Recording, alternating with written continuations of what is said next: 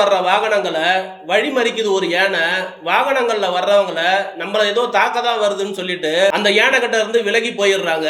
ஆனா ஒரு வாகனத்துல வர்றவங்க ஏதோ உதவிதான் கேக்குதுன்றத புரிஞ்சுக்கின்னு வாகனத்தை நிறுத்திட்டு அது கூட போறாங்க.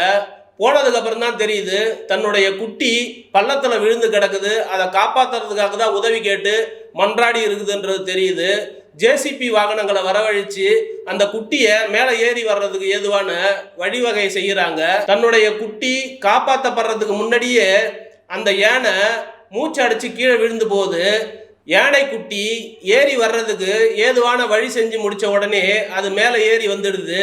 மூச்சடைச்சு கிடக்கிற அந்த யானையை காப்பாற்றும் விதமா உதவிக்கு வந்தவங்க அது மேல ஏறி மிதிச்சு அதுக்கு மூச்சு வர வைக்கிறாங்க. தாய்ப்பாசம் எவ்வளவு பெரியதுன்றது இந்த வீடியோவை பார்க்கும்போது புரியுது. நீங்களும் இந்த வீடியோவை பாருங்க.